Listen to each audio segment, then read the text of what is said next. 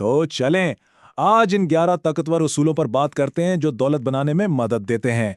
ये उसूल एक ऐसे करोड़पति के हैं जो खुद मुंबई की सड़कों से उठकर अरबों डॉलर की कंपनियों के बोर्डरूम तक पहुंचे। ये सिर्फ कोई थ्योरी नहीं है, बल्कि जिंदगी भर के तजर्बात का एक निचोड़ है।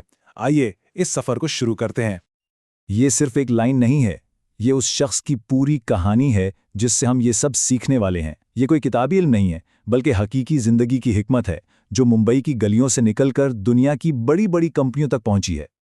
सबसे पहली और सबसे अहम बात, दौलत बैंक अकाउंट से पहले जहन में बनती है। तो आइए देखते हैं कि एक ऐसी मजबूत माली जहनियत कैसे बनाई जाए जो कामयाबी की तरफ ले जाए। तो ये मजबूत जहनियत बनती कैसे है?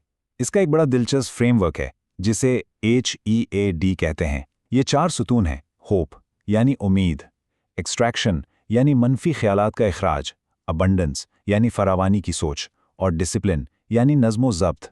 यही वो बुनियाद है जिस पर कामयाबी की इमारत खड़ी होती है। पहला सतून है उम्मीद, और इसकी बेहतरीन मिसाल शायद शाहरुख खान है। उनकी फिल्म हिट हो या फ्लॉप, वो कभी माजी में नहीं रहते, वो हमेशा अपनी अगली फिल्म पर तवज्जो मरकूज करते हैं। यही उम्मीद है, कामयाबी हो या नाकामी, बस आगे बढ़ते रहना। दूसरा कदम है इखराज, यानी उन मनफी सोचों को दिमाग से निकाल फेंकना जो हमें पीछे खींचती हैं। जैसे कि एक वक्त था जब इस कहानी के हीरो को अमरीकी वीज़ा सिर्फ इसलिए नहीं मिला क्योंकि उनके पास $200 भी नहीं थे, लेकिन उन्होंने इस सोच को खुद पर हावी नहीं होने दिया और इसी यकीन ने उन्हें कामयाब बनाया।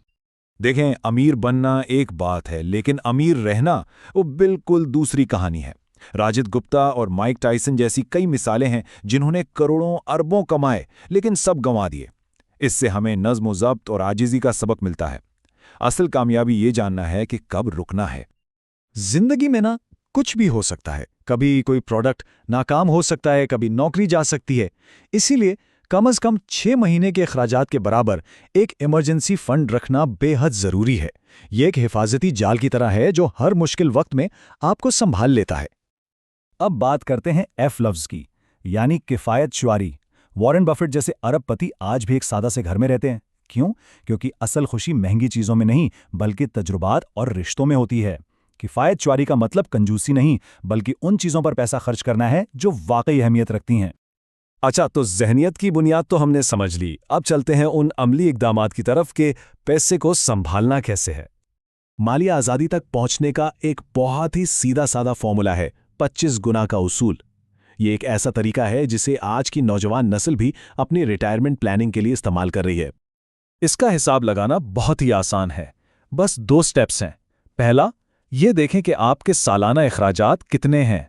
दूसरा, उस रकम को 25 से ज़रब दे दें। बस जो जवाब आएगा वही वो रकम है जो आपको माली आज़ादी के लिए चाहिए। चलें एक मिसाल देखते हैं।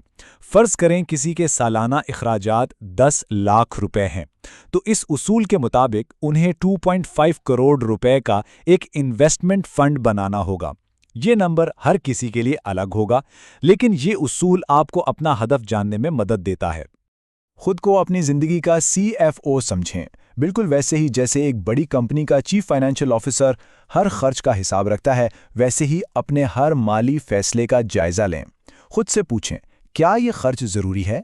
क्या ये सरमायाकारी मेरे मुस्तकबिल के लिए ठीक है? माली फैसलों से जज्बात को कैसे निकाला जाए, इसका जवाब है ऑटोमेशन। अपने बिल्स की अदायगी, अपनी बचत और अपनी सरमायाकारी, इन तीनों चीज़ों को ऑटोमेट कर दें। इस तरह नज़्म ज़ब्त खुद ब खुद कायम हो जाता है और बाकी पैसों को बगैर किसी परेशानी के खर्च किया जा सकता है। कर्ज़ को आग की तरह समझें।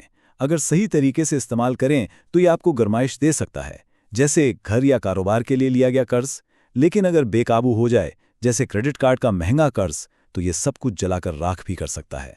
तो कर्ज लेने से पहले 100 बार सोचना चाहिए। अब हम इन 2 चीज़ों की बात करेंगे जो दौलत को कई गुना बल्कि सैकड़ों गुना बढ़ा सकती हैं। यह है कंपाउंडिंग और समझदारी से लिए गए खतरात।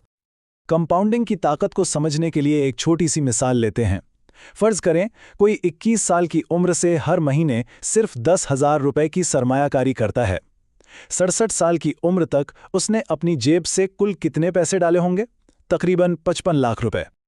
लेकिन रिटायरमेंट पर उसके पास जो रकम होगी वो जानते हैं कितनी होगी? 4 करोड़ रुपए से भी ज़्यादा। ये कोई मामूली फ़र्क नहीं है। तो सवाल ये पैदा होता है कि ये बाकी के 3.5 करोड़ रुपए आए कहां से? इसका जवाब एक लफ्ज में है, कंपाउंडिंग। ये वो जादू है जहां पैसा खुद अपने लिए पैसा बनाता है, यहां तक कि जब आप सो रहे हों। यही तवील मुद्दती दौलत बनाने का सबसे बड़ा राज है। तो सरमायाकार बनना है, जुआरी नहीं। जुआरी अपना सब कुछ एक ही जगह दांव पर लगा देता है, जबकि एक समझदार सरमायाकार अपने खतरे को तकसीम करता है। अपनी सरमायाकारी को एक पिरामिड की तरह सोचें। बुनियाद में इमरजेंसी फंड, दरमियान में मुस्तहकम इंडेक्स फंड्स और सबसे ऊपर थोड़ी सी ज्यादा खतरे वाली सरमायाकारी। और आखिर में सबसे अहम, सबसे कीमती सरमायाकारी की बात करते हैं। और ये पैसे की सरमायाकारी नहीं है, ये है इंसानी सरमाये में सरमायाकारी। लिंक्डइन की एक तहकीक के मुताबिक 85% नौकरियां, सोचें 85%, नेटवर्किंग के जरिए मिलती हैं।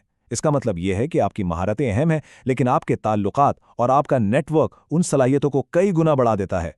ये कामयाबी का सबसे बड़ा मल्टीप्लायर है। तो आखिर में ये सवाल खुद से पूछने वाला है कि वो कौन सा सबसे कीमती असासा है जिस पर आज से ही सरमायाकारी शुरू करनी चाहिए। वो कोई घर, गाड़ी या स्टॉक नहीं, बल्कि आपके रिश्ते और आपका नेटवर्क है।